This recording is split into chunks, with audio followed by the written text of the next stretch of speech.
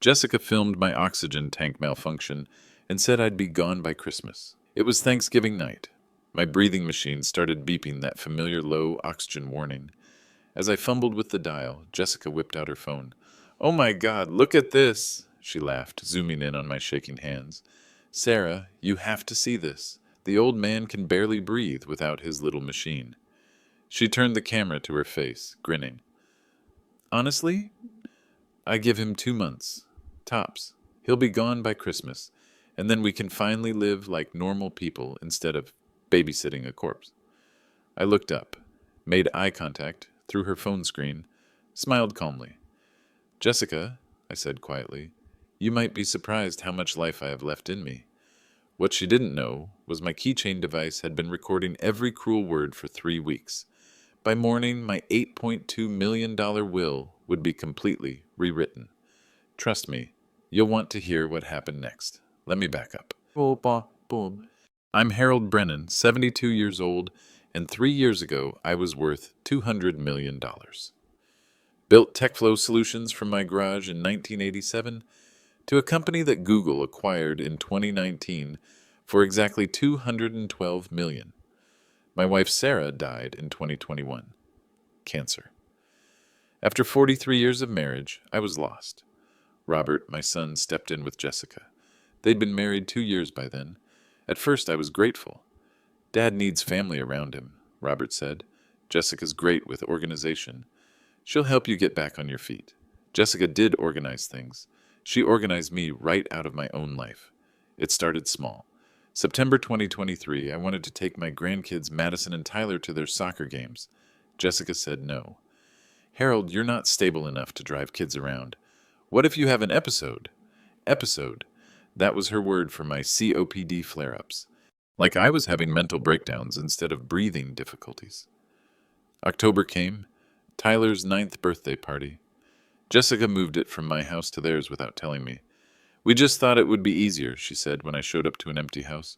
"You know, less stress on your system." The kids were confused. "Why isn't Grandpa here?" I heard Madison ask later on Robert's phone. "Grandpa wasn't feeling well, sweetie. He needs his rest." That was a lie. I felt fine that day, better than I had in months. By November, I wasn't invited to family dinners anymore. Jessica would text Robert, never me directly, about my declining condition. Text message, November 3rd. "Your dad seems really out of it lately. Maybe we should limit the kid's exposure until he's more stable." November 10th. Harold called 3 times today asking about Thanksgiving plans. I think his memory is getting worse. Should we be concerned? I called 3 times because no one answered the first 2 calls. The isolation got systematic. Jessica started spreading stories to other family members. My brother Tom called me November 15th. "Harold, Jessica's worried about you. She says you've been having memory problems, forgetting conversations, getting confused about dates." "Tom, that's not true." "She showed me texts you supposedly sent. Really weird stuff, Harold. Maybe you should see a doctor. I never sent those texts." When I asked Jessica about it, she said, "Oh, you probably just don't remember." "It's okay, Harold. It happens at your age. The neighbors started treating me differently too. Mrs. Patterson next door stopped waving when I checked my mail. The mailman began leaving packages by the door instead of handing them to me directly. Then came the financial manipulation attempts. Jessica started asking questions about my investments, my bank accounts, whether I had a financial advisor. "Robert and I are just worried," she'd say. "At your age, with your condition, maybe you shouldn't be making big financial decisions alone." I'd built a $200 million company, managed complex mergers, negotiated with venture capitalists and Fortune 500 executives. But suddenly I couldn't be trusted to pay my electric bill. The worst part? She was doing it all with this sweet, concerned voice, like she was the loving daughter-in-law, just looking out for poor, declining Harold. November 20th, she had lunch with my estate attorney, Margaret Foster, without my permission. "I'm just concerned about Harold's mental state," Jessica told Margaret. "He's been acting strange." Paranoid. Maybe it's time to discuss power of attorney arrangements. Margaret called me immediately. "Harold, I need to ask you something, and I want a straight answer. Are you experiencing any cognitive decline?" "Margaret, I'm sharp as I've ever been." "Why would you ask that?" Your daughter-in-law seems to think otherwise. She's suggesting you might need help managing your affairs. That's when I knew. This wasn't just emotional abuse. This was a systematic campaign to declare me incompetent, to take control of my $8.2 million estate. I started paying attention, really paying attention. Jessica never visited me alone, always had witnesses, always acted caring and concerned in front of others. But when it was just family, when she thought no one important was listening, he's such a burden, I heard her tell someone on the phone November 22nd. Just sitting in that big house, wasting money on medical equipment, taking up space. Robert feels guilty, but honestly, I'll be relieved when it's over. That's when I bought the recording device. A tiny digital recorder that looks like a keychain fob. 64 hours of storage, voice activation. Completely legal in California as long as one party, me, knows about the recording. For 3 weeks, I documented everything. Every conversation, every cruel comment, every lie she told about my mental state. 47 separate recordings. 3 weeks of evidence. But the recording device captured something I never expected to hear. Something that would change everything about how I understood Jessica's real motives. The phone call happened on November 27th, the day before Thanksgiving. Jessica didn't know I was in the kitchen, didn't know my keychain was on the counter, recording every word. She was talking to her sister in Dallas, her real sister, not the fake FaceTime sister from Thanksgiving night. Sarah, I swear to God, if this old man doesn't die soon, I'm going to lose my mind. The inheritance is supposed to be split between me and Robert, but at this rate, he's going to blow it all on medical bills and live another 10 years. Inheritance. She wasn't just waiting for me to die naturally. She was actively hoping for it, planning for it. I've already started the groundwork, she continued. Everyone thinks he's losing his mind. His own lawyer is starting to doubt his competence. A few more months of this, and I can have him declared unfit. Then Robert and I control everything. The recording device captured 43 minutes of that conversation. Her real voice, her real plans, her real opinion of the man who built the fortune she wanted to inherit. But what she said next would give me the perfect weapon for what was coming. You know what the worst part is, Sarah? He actually thinks we care about him. Like, genuinely thinks Robert and I love having him around. Jessica's voice was clear through the recording device. Crystal clear. She was pacing in my living room, 20 feet away, thinking she had complete privacy. He keeps trying to bond with Robert about work stuff. Tech industry stories from the 80s. It's pathetic. Robert just nods and pretends to listen because he feels guilty. Her sister's voice was fainter but audible. At least you're getting something out of it. 8 million is 8 million. 8.2 actually, but here's the thing. I did the math. His medical expenses are running about $3,400 a month. The oxygen equipment alone costs $2,800 monthly to rent. Then there's his medications, doctor visits, physical therapy. She knew my medical costs down to the dollar. She'd been tracking them. If he lives another 5 years, which he might, the stubborn old goat, that's over $200,000 in medical bills. Money that should be ours. Ours, not Robert's, not the grandkids. Ours, Jessica's. So, what's your plan? Her sister asked. I'm documenting everything. His confusion, his memory problems, his physical decline. Building a case that he's not competent to manage his affairs. But is he actually declining? Jessica laughed. That same sharp, cruel laugh I'd heard at dinner. Sarah, the man built a tech company from nothing. He's still sharp as a tack. But that doesn't matter if everyone believes he isn't.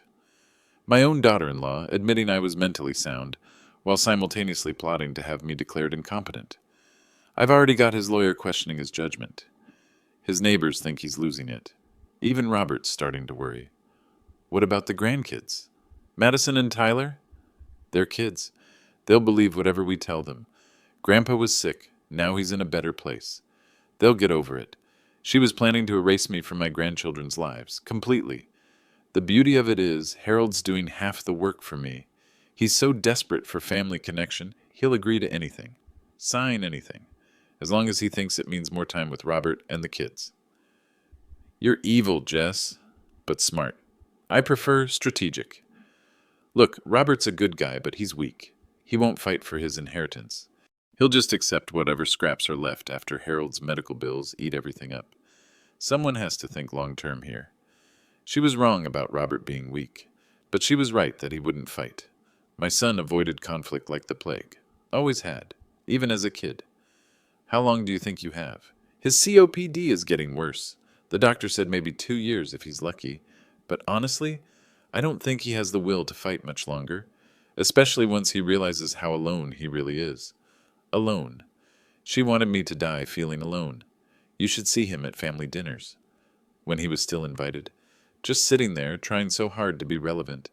Telling stories about the old days. Like anyone cares how he built some boring software company. My boring software company that paid for her lifestyle. The house she lived in. The car she drove. The designer clothes she wore. Remember that Hermes bag Robert bought me for our anniversary? The Birkin?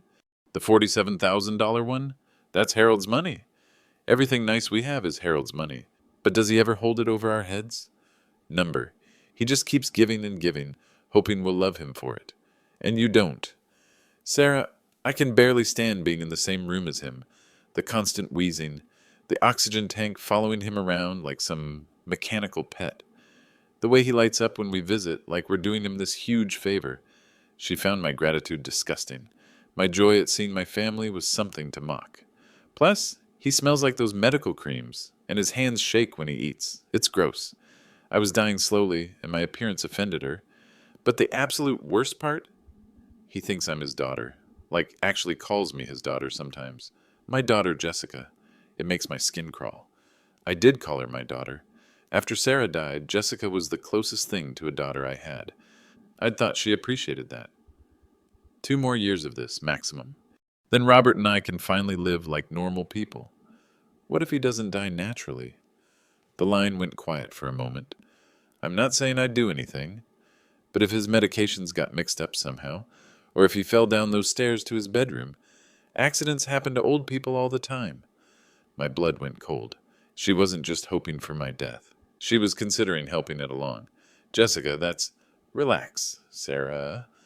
I'm not going to murder him. Probably. But I'm also not going to go out of my way to keep him alive if nature wants to take its course. Probably. She said probably. Besides, he's making it easy.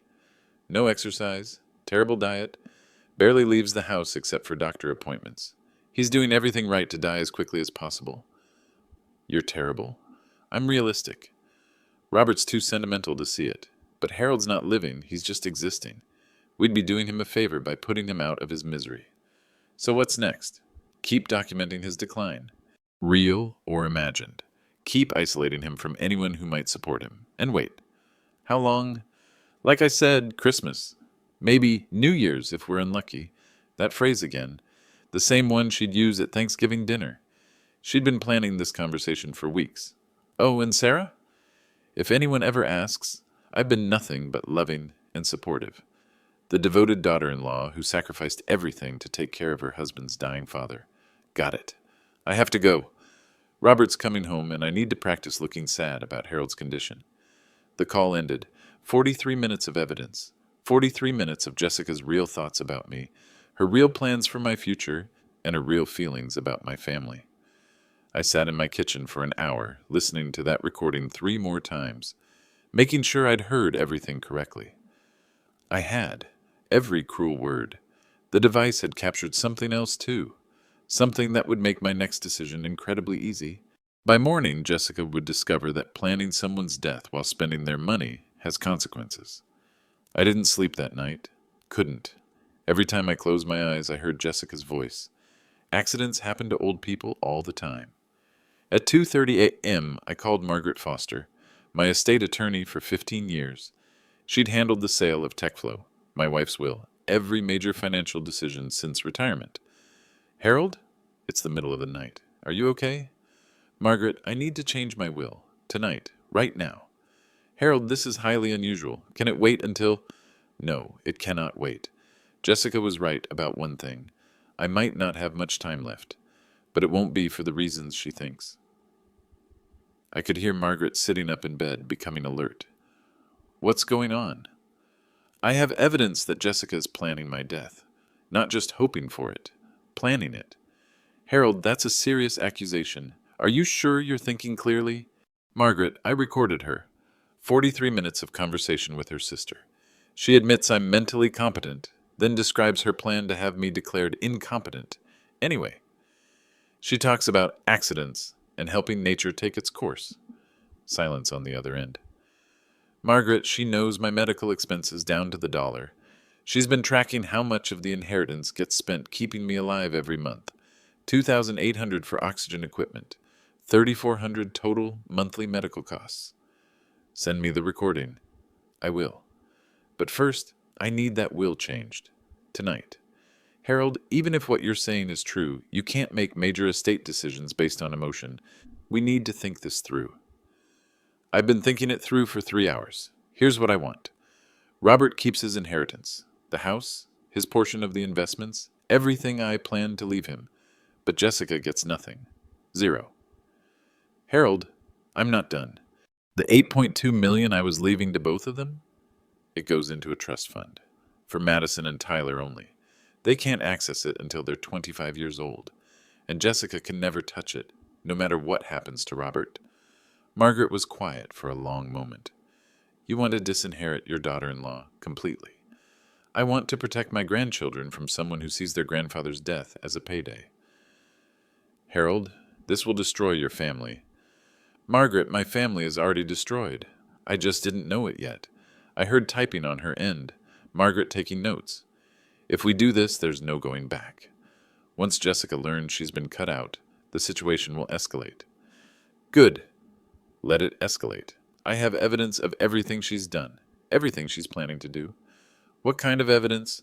3 weeks of recordings, her admitting she's been lying about my mental state, her hoping I die soon so she can inherit, her talking about accidents happening to old people. More typing. Harold, I need to ask this directly. Do you feel safe in your home?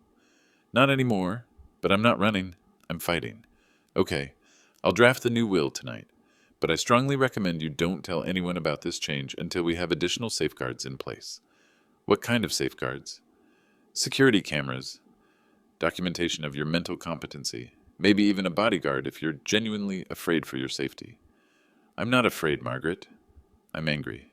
There's a difference. Anger can be dangerous, Harold. Don't do anything impulsive. This isn't impulsive.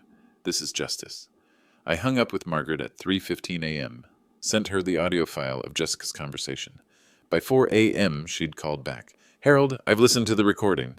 This is worse than you described. So you'll change the will? I'm changing it right now. But Harold, you need to understand what you're doing. When Jessica finds out, and she will find out eventually, this becomes a war. Margaret, the war already started. I just didn't know I was fighting it. The new will was finalized by 6 a.m., notarized, witnessed, legally binding. Jessica Brennan, $0. Madison and Tyler Brennan, $8.2 million, held in trust until age 25. But I wasn't done. The will change was just the beginning. At 7 a.m., I called Dave McKinnon, private investigator, former LAPD detective. Margaret had used him for complex corporate investigations during the TechFlow acquisition. Dave, it's Harold Brennan, Margaret Foster's client. I need to hire you. What's the situation? I need you to investigate my daughter-in-law. Financial records, personal background, daily activities, everything. What are you looking for? Evidence of fraud, evidence of abuse, evidence of anything that proves she's not who she pretends to be. Budget? $5,000 to start. More if needed. Timeline? Fast. I might not have long. Understood. I'll start today. As I hung up, I heard a car in the driveway. Robert's Tesla, coming for our usual Friday morning coffee, our weekly father-son tradition that Jessica had been trying to eliminate for months. Robert had no idea his wife had spent the previous evening planning my death, but he was about to start learning who he'd really married. Dave McKinnon called back 3 days later with photographs I never expected to see. Harold, we need to meet. In person. What I found, you're going to want to sit down for this. Tuesday, December 3rd, 2 p.m., Dave's office in downtown Palo Alto, a converted warehouse space with exposed brick walls and high-tech surveillance equipment. This wasn't some cheap private eye operation. Dave McKinnon was serious business. I've been following Jessica for 72 hours, Dave said, sliding a manila folder across his desk. Her routine is very consistent, very predictable, and very different from what she's been telling your son. I opened the folder. The first photograph hit me like a punch to the gut. Jessica, in workout clothes, kissing a man who definitely wasn't Robert. Broad shoulders, sleeve tattoos, maybe 30 years old. The timestamp read Tuesday, December 1st, 2:47 p.m. Who is he? Brad Collins, personal trainer at Elite Fitness on University Avenue. 29 years old, divorced, drives a modified Jeep Wrangler. Jessica's been seeing him for 8 months. 8 months. While she was planning my death, she was cheating on my son. Every Tuesday and Thursday at 2:30 p.m., Jessica tells Robert she's going to yoga class. Peaceful Path Yoga Studio on Forest Avenue. Except she's never been to Peaceful Path Yoga. Dave spread out more photographs. Jessica and Brad entering the Marriott courtyard on Tuesday, leaving together 2 hours later. Jessica's car parked behind Brad's Jeep at a secluded spot near Stanford campus on Thursday. The affair is one thing, Dave continued, but it gets worse. He handed me a thick stack of papers. Credit card statements, bank records, loan applications. Your daughter-in-law has $89,000 in debt that your son doesn't know about. I flipped through the pages. 6 different credit cards, all maxed out. Nordstrom, $12,000. American Express, $18,000. Chase Sapphire, $21,000. The Hermes bag she bragged about to her sister? The $47,000 Birkin? Robert didn't buy that for their anniversary.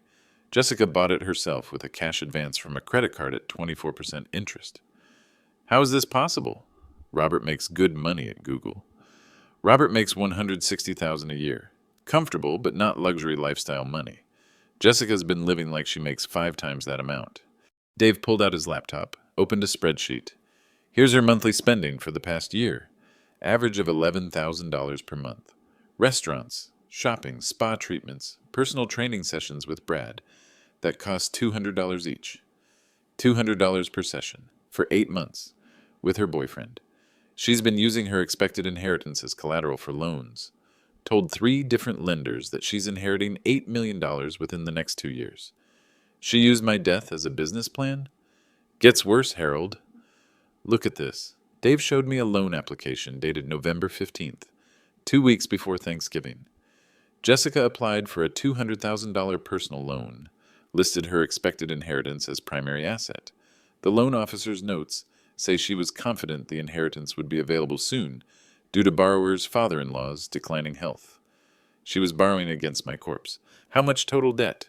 $89,000 in credit cards, $50,000 in personal loans, another $37,000 in medical debt that she's been hiding.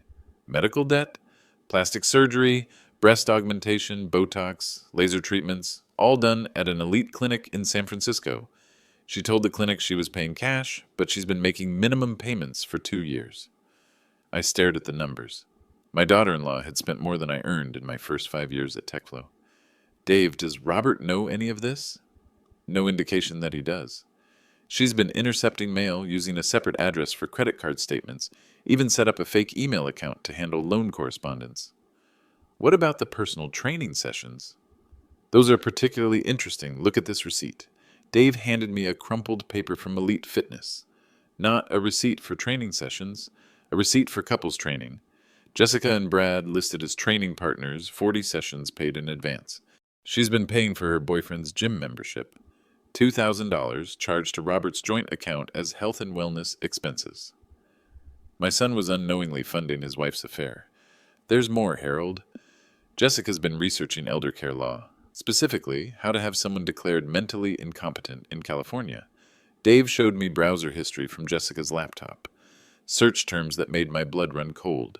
Signs of dementia in elderly, legal requirements incompetency declaration, how to contest a will in California. She's been planning this for months, maybe years. One more thing, Dave said, pulling out his phone.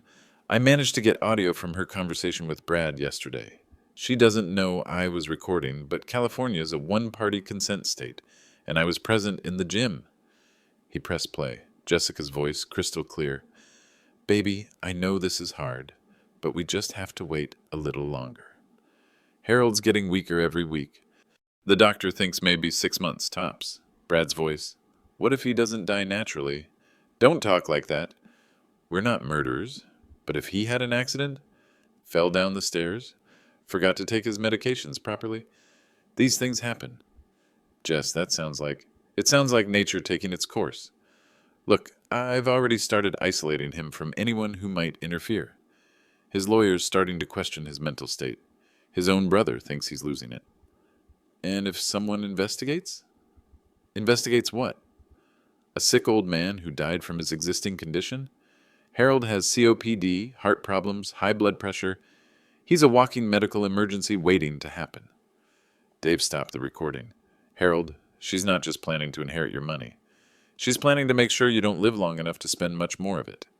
I sat back in Dave's chair, processing everything. The affair, the debt, the lies, the research into having me declared incompetent, the casual discussions about helping my death along. What do you recommend, Dave? Honestly, you need protection. Physical protection and legal protection.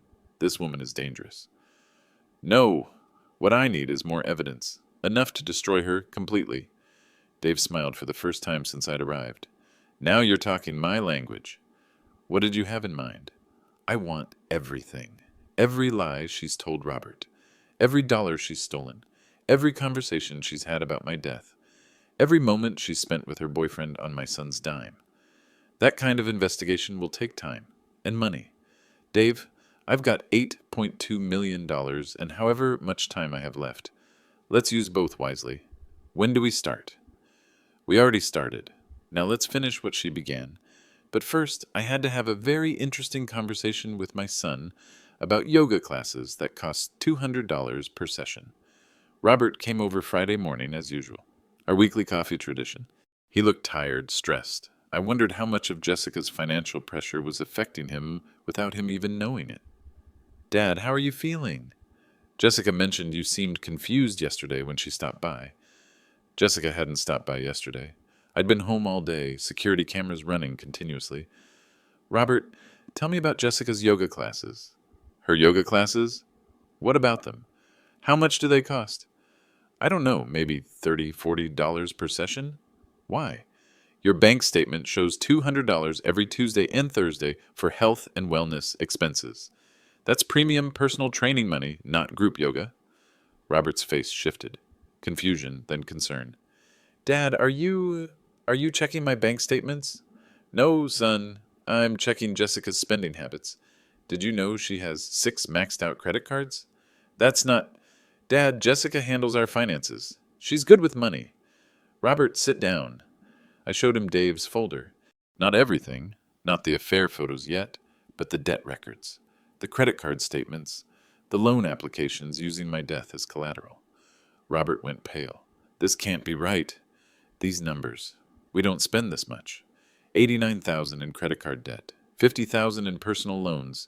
She's been borrowing against my inheritance, telling lenders I'll be dead within 2 years. Dad, stop. Just stop. Jessica wouldn't... She's not. Robert, she's been lying to you about where she goes twice a week. She's been lying about your finances. What else has she been lying about? That's when Robert's phone buzzed. Text message from Jessica. Speak of the devil, I said. Robert read the text aloud. Honey, your dad called me this morning acting really paranoid. He was asking weird questions about money and accusing me of lying. I think his condition is getting worse. Maybe we should call Dr. Peterson. I hadn't called Jessica. I hadn't spoken to her since Thanksgiving. Robert, what time did she send that text? 10:47 a.m. It's 10:53 now. I've been sitting here with you since 10:30. When exactly did I call her? Robert stared at his phone, then at me.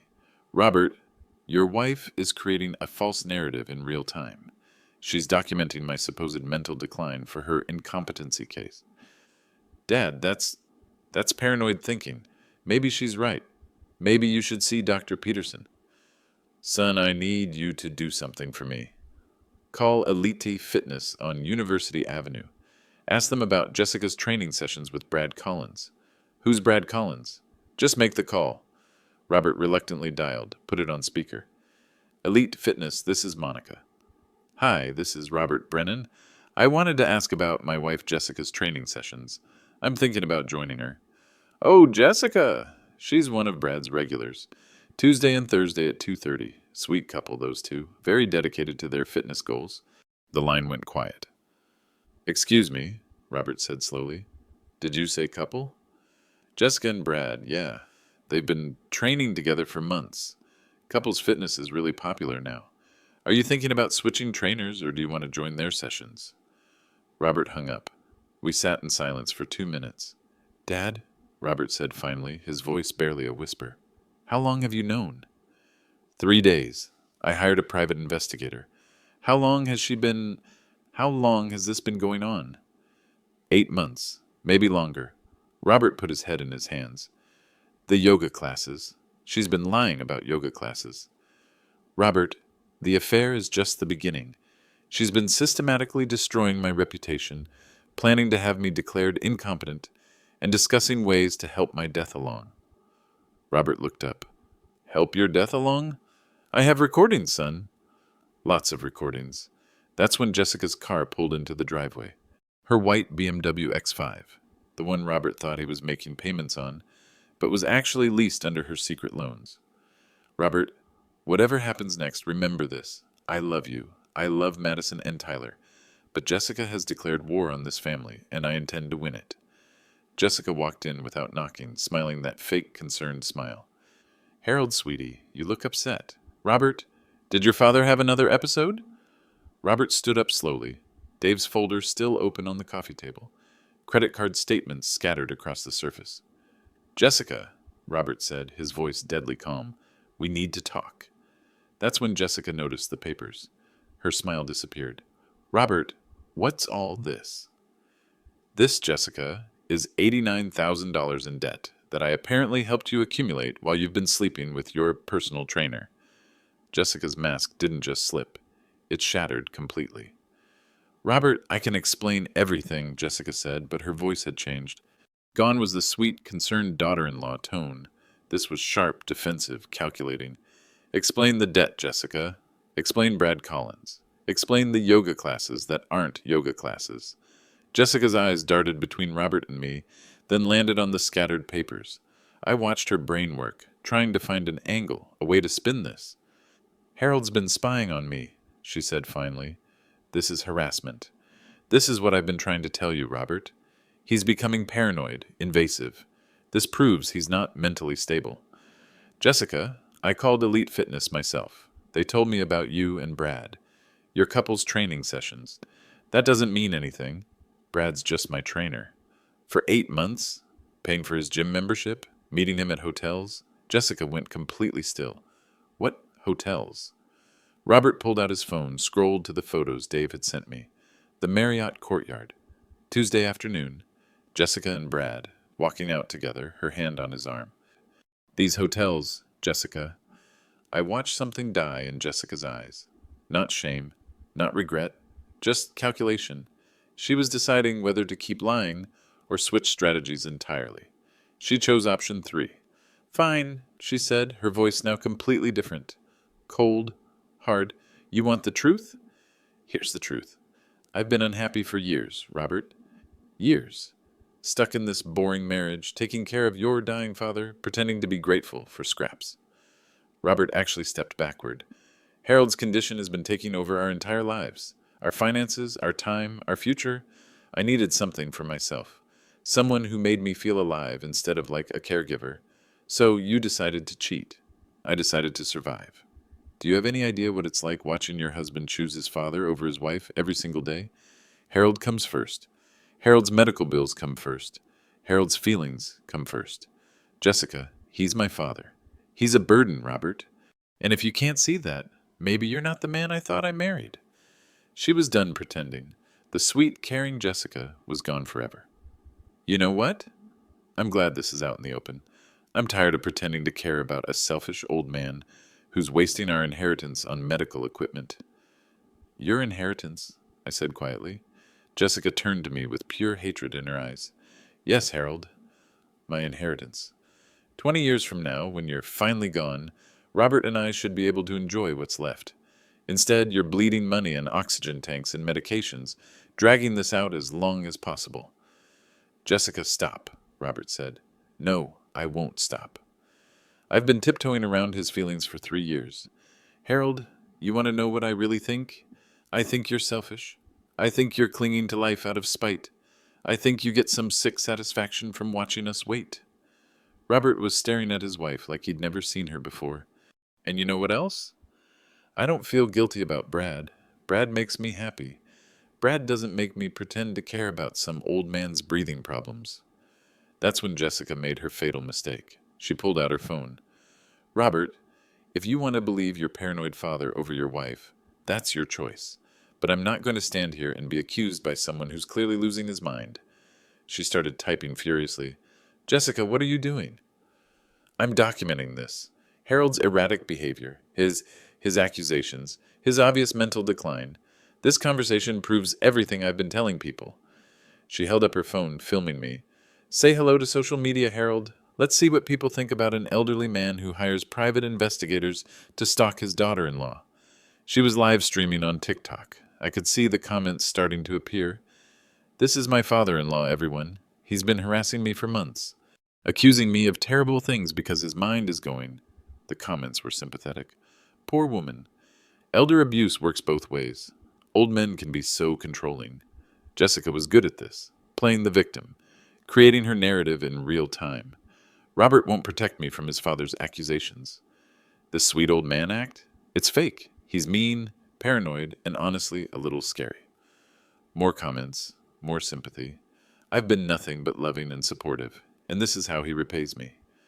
By invading my privacy and making up stories about my marriage. She turned the camera on Robert. Tell them, honey. Tell them how your father's been acting lately. Robert looked directly into the camera. Jessica, turn it off. No, I want people to see what I'm dealing with. I want witnesses to Harold's behavior. Jessica, turn off the goddamn phone. She didn't. She kept filming, kept talking, kept building her case. That's when I realized Jessica had just handed me the perfect weapon. She was creating evidence against herself, broadcasting her real personality to hundreds of strangers, showing the world exactly who she was when she thought she was winning. But what she didn't know was that Dave McKinnon was parked outside, recording everything through the living room windows with telephoto equipment. And tomorrow, the whole internet would see a very different version of this story. Saturday morning, December 7th. Margaret Foster's law office. Conference room with mahogany table, leather chairs, and enough evidence to destroy Jessica's life spread across every surface. Harold, in 30 years of estate law, I've never seen anything like this, Margaret said, reviewing Dave's final report. This isn't just elder abuse. This is systematic financial fraud, adultery, and conspiracy to commit inheritance fraud. Dave McKinnon sat across from us, his laptop open, external hard drives plugged in. The social media live stream yesterday was the final piece, Dave said. Jessica filmed herself admitting to the affair, calling Harold selfish for staying alive, and claiming ownership of his inheritance. Then she posted it publicly. How many people saw it? Before she deleted it? 47,000 views. But here's the thing about the internet, Harold. Nothing ever really disappears. Dave turned his laptop screen toward me. Jessica's TikTok video, saved in crystal clear quality. I downloaded it the moment she went live. Plus, I was recording through your living room window with professional equipment. Multiple angles, professional sound quality. Margaret pulled out a legal pad, started making lists. Let's do the accounting. Dave, walk us through everything we have.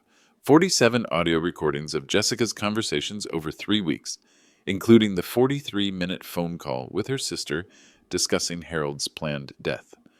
Margaret wrote, 47 recordings, conspiracy, elder abuse, financial records showing $89,000 in credit card debt, $50,000 in personal loans, $37,000 in medical debt from plastic surgery, all hidden from Robert.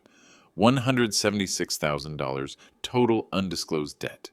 Bank records showing Jessica used Harold's expected inheritance as collateral for loans with 3 separate lenders.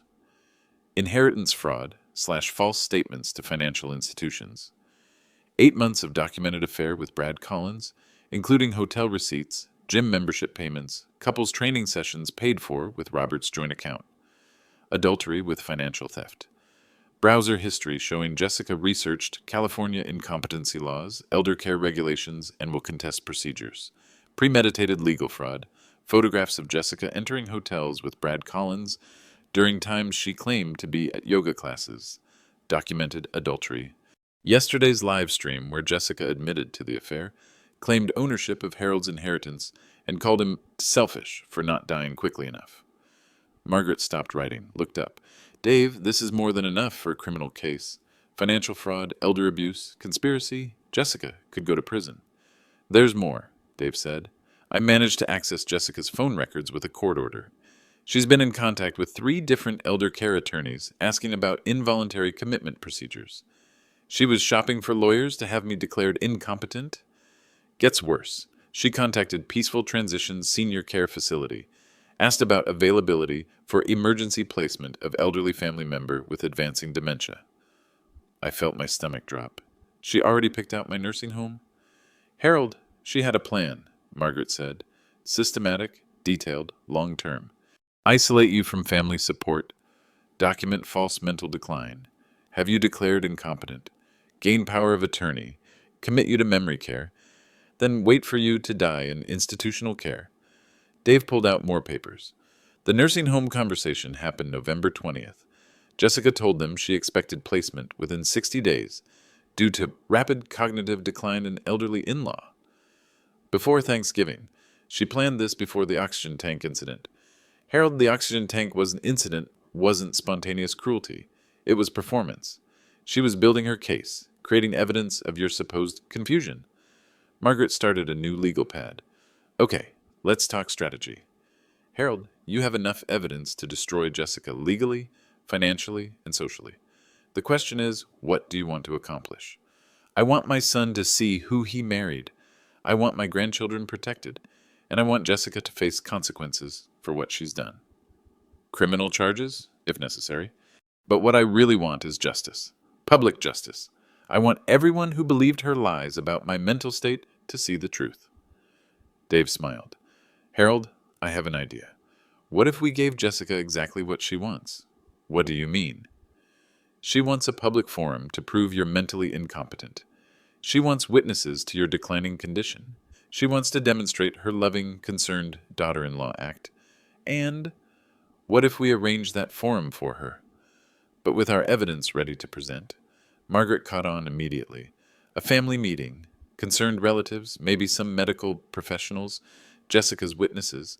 Let her make her case about Harold's incompetence, then present our evidence systematically.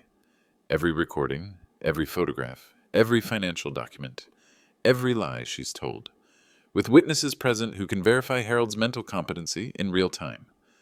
I looked at both of them. You're talking about a trap. Harold, Margaret said, your daughter-in-law has been setting traps for you for months. Time to return the favor. When? Next week, before she has time to prepare any more evidence against you. Who do we invite? Dave pulled out his phone. Let me make some calls. By the time we're done, Jessica's going to have the audience she wants. She just won't like what they hear. But first, we needed to make sure Robert was ready for what was coming. Monday, December 15th, 10 a.m., Margaret Foster's conference room. The mahogany table that had seen million-dollar mergers and complex estate disputes was about to host the most important meeting of my life. Jessica arrived first, dressed in her concerned daughter-in-law costume. Navy blue dress, pearl necklace, minimal makeup to suggest stress and worry. She'd brought a folder of her own, no doubt filled with documentation of my supposed mental decline. Robert came next, looking like he hadn't slept in days. Behind him, my brother Tom, followed by Robert's brother Mike from Seattle. Jessica had specifically requested family witnesses. She wanted an audience for my humiliation. What Jessica didn't expect was Dr. Sarah Chen, my former cardiology partner and longtime family friend, or Detective Martinez from the Palo Alto Police Department, or the court stenographer Margaret had quietly arranged. Harold, you look wonderful, Dr. Chen said, taking my pulse and blood pressure right there at the table. Oxygen levels normal, blood pressure 120/80, cognitive responses sharp. Jessica's confident smile flickered. Thank you all for coming, Margaret began. We're here because Jessica has expressed concerns about Harold's mental competency and his ability to manage his financial affairs. That's right, Jessica said, opening her folder. I've been documenting Harold's declining condition for months. His paranoid accusations, his memory problems, his inability to distinguish reality from fantasy. She spread papers across the table. Printed screenshots of text messages, photos of me looking confused, a timeline of my supposed cognitive decline. Harold has accused me of terrible things, completely false things. He hired a private investigator to stalk me, which shows how his judgment has deteriorated. Tom leaned forward. Harold, is this true? You hired someone to follow Jessica? I did. Jessica smiled triumphantly. And here's what we found, I said. Dave McKinnon entered the room, wheeling a cart with a laptop, speakers, and stacks of evidence. Ladies and gentlemen, my name is Dave McKinnon, licensed private investigator. Over the past 2 weeks, at Harold Brennan's request, I've conducted a comprehensive investigation into Jessica Brennan's activities and financial conduct. Jessica's face went white. This is harassment, she said quickly. This proves Harold's paranoid delusions. Let's start with the financial evidence, Dave said, connecting his laptop to the room's display screen. Bank statements filled the screen. Credit card bills, loan applications. Jessica Brennan has accumulated $176,000 in debt, hidden from her husband, Robert. This includes $89,000 in credit cards, $50,000 in personal loans, and $37,000 in medical debt from cosmetic procedures. Robert stared at the screen. Jessica, what is this? It's lies. Harold's paying them to fabricate evidence. Dave clicked to the next slide. Loan applications with Jessica's signature. These applications list Harold Brennan's expected inheritance as primary collateral. Jessica told multiple lenders that Harold would die within 2 years, making the inheritance available. Mike, Robert's brother, read aloud from the screen. Primary asset, $8.2 million inheritance expected within 24 months due to elderly in-laws' terminal condition. You used my death as a business plan, I said quietly. Harold, that's not... I never... Here's the audio, Dave said. Jessica's voice filled the room through professional speakers. Crystal clear, her conversation with her sister. Sarah, I swear to God, if this old man doesn't die soon, I'm going to lose my mind. The inheritance is supposed to be split between me and Robert, but at this rate, he's going to blow it all on medical bills. The room went dead silent. Tom looked at Jessica, then at me. Jesus Christ. The recording continued. Jessica's real voice, her real thoughts about me, her real plans for my future. I've already started the groundwork. Everyone thinks he's losing his mind. His own lawyer is starting to doubt his competence. Margaret raised an eyebrow. A few more months of this, and I can have him declared unfit. Then Robert and I control everything. Robert put his head in his hands, but Dave wasn't finished. Here's Jessica discussing Harold's death with her boyfriend, Brad Collins. New recording. Jessica and Brad at the gym. What if he doesn't die naturally? Don't talk like that. We're not murderers. But if he had an accident, fell down the stairs, forgot to take his medications properly, these things happen. Detective Martinez started taking notes. And here's Jessica's research into involuntary commitment procedures, Dave continued. Browser history filled the screen. Search terms that painted a clear picture. California incompetency laws, involuntary psychiatric hold elderly, how to contest a will dementia. On November 20th, Jessica contacted Peaceful Transition Senior Care Facility about emergency placement for an elderly family member with advancing dementia. Dr. Chen spoke up. I've examined Harold today. There are no signs of dementia, cognitive decline, or memory problems.